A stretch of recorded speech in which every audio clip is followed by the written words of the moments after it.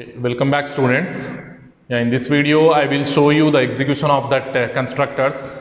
I will simply start with that default constructor, then we'll go with parameterized constructor, and hopefully I will cover the copy constructor as well.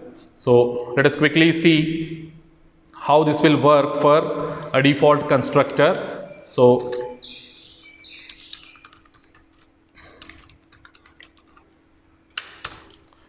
okay, I'm writing my class ABC. So in it I'm taking my first of all we'll see the default constructor, that is nothing but without any parameters. So if I take int a, and I'm not writing any constructor in it, even though I can create my object. How come? See over here. So that is I want to create the object of ABC class. So my object name is obj. So like this. Now as I don't have any constructor, even though it is possible that I can create this object. Now what I am doing, using this object obj, I am initializing a value, okay, equals to some 10. So now I can access that a and I can print that a value on the output screen. So a is, I'm simply printing this message, a is a. That's it. So as we don't have any constructor here in my program, in my ABC class, even though it is possible that I can create my object and I can access my data member and I can print that data member on the output screen. How come it is happening means, your compiler, it will automatically add a default constructor to your ABC class. With the help of that default constructor only, it will create this obj object. So I'm saving my program. So now I'm compiling. See the successful compilation. Yeah, here I have to put the semicolon.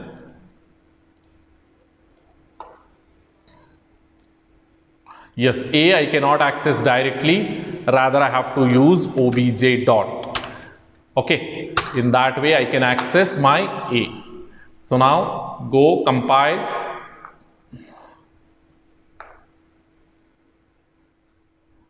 Yes, in order to make this cout,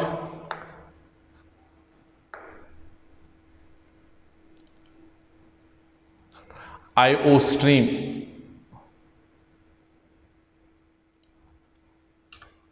Yes, namespace I have not used. I told you that namespace is very important. Using namespace std. Okay, using namespace std. Okay, now the scope is defined for my cout object. So it is working. So if you see the execution, a is 10. Clear? In that way, even if I don't have any object, any constructor, my compiler will add a default constructor. How it will add means something like this. See, I will show you by adding the default constructor ABC. Your compiler will add something like this. This is your default constructor without any code, any parameters, nothing. So now even if you put like this, I hope it will get executed. See.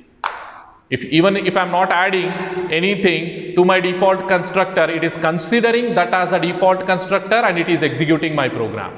Okay, and it is executing my program. So in that way, even if you don't add these statements, this constructor to your program, your compiler will automatically add it. So that is the reason why we are calling this constructor as default constructor. Unless you don't have anything specific to write inside the constructor, don't use the default constructor. Why we are not using the default constructor? Because your compiler will automatically add it. Okay, so that is the reason why we are calling this as a default constructor. Next is parameterized constructor. I told you that in order to initialize my data members inside the object, we are using parameterized constructor. So I have int abc and I am removing this. Yeah, here only I will put that one. int comma int comma int. Three data members I want to initialize. So I will remove this one, even this one I will remove. So I will take two different parameterized constructors. One is with 2 parameters and one is with 3 parameters. So this I will put before that. Okay, this I will put before that, and I will take one default constructor as well, that is ABC default, because I am going to write without any parameters. We should not call that as the default, a constructor without any parameters, because I am going to put the code for that. Default means no parameters, no body. Then only we have to call it as a default constructor. So now ABC colon, okay, first I will write the code for my constructor without any parameters. Cout, here I am writing constructor without parameters. Constructor without parameters. So now I will write the second one, that is the constructor with 2 parameters. So int x comma int y. I am taking like this. So in it, whatever value I am receiving from x, that I want to store inside A, and whatever value I am receiving using y, that I want to initialize with B. So next, C, what I am doing for this C is I am simply adding x plus y, x plus y. So now a constructor with 3 parameters, constructor with 3 parameters. So I have to take int p comma int q comma int r. These are my temporary variables. So now A equals to p, B equals to q, C equals to r. So like this I have done the initialization. So inside my program, inside my main function, so whenever I am creating object 1 without any parameters, so what will happen? This object 1 will invoke a constructor without parameters. Constructor without parameters will get invoked, because here I am using the object followed by the parenthesis and I am not mentioning any parameters. So what will happen? The first constructor will get invoked. See here. So I will get that message. It is not printing. So you remove this.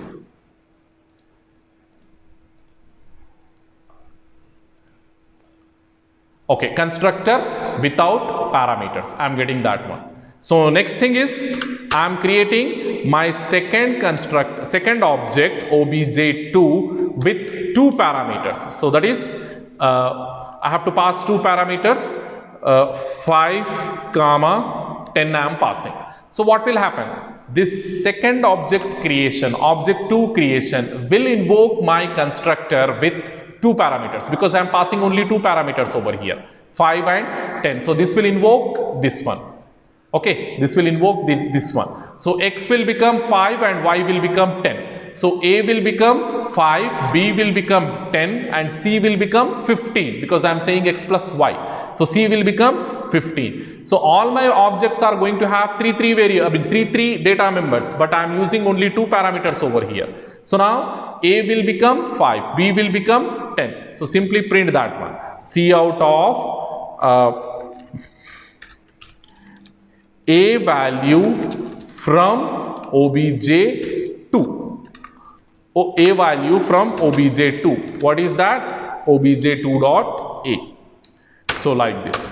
Next thing, again cout of B value from obj2. So this will give you obj2 dot B. Third one, cout of C value from obj2. So now you will get that C value, obj2 dot C. So like this. Next is, again, I want to create one more object with 3 parameters. That is ABC space obj3. First we will see the output, what output we'll get till this point. So save it, compile, successfully compiled, run. So yeah, I have to use NLN so that you will understand clearly. NL, here also put NL, here also NL. Save it, okay, execute. Okay, as you can see, A value we are getting 5, B value we are getting 10, and C value we are getting 15. Okay, here also you put NL. So now you will get clearly that one. Compile, run, because this constructor without parameters, we are getting this message because we are executing, I mean we are creating obj1. That is the reason why we are getting this output. Then when you create this second object obj2, what will happen? This 5 and 10 will be passed to x and y, and all these A, B, C will get initialized with their respective values. A will get 5, B will get 10, and C will become 15. So those values we are getting on the screen, as you can see. A value from obj2 5, B value from obj2 10, C value from obj2 15. Likewise we are getting the values. So the third constructor, if you call, by creating obj3 with 3 parameters. So I am taking 20, 40, 60. 20, 40, 60. Now what will happen?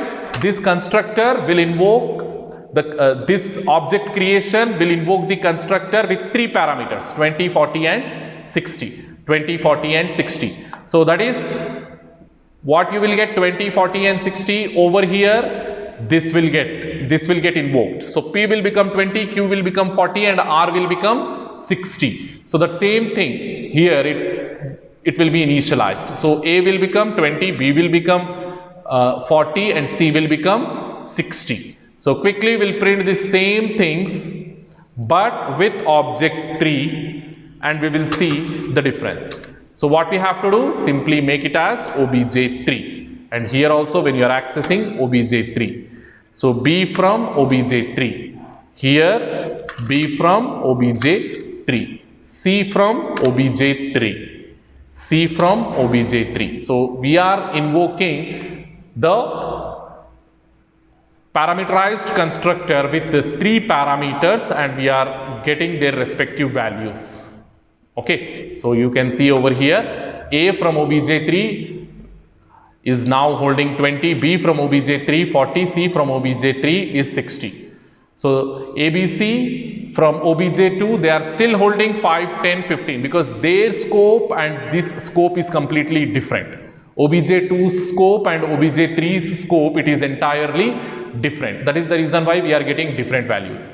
This statement, this first message from obj1 we got, and these messages, these 3 messages from obj2 we got, and these last 3 messages we got from obj3. So invoking the constructor without any parameters, invoking the constructors with 2 parameters, and invoking the constructor with 3 parameters. All are parameterized constructors only.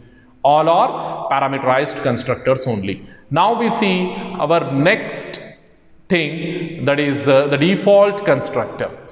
Okay, after parameterized constructor we have the default copy constructor.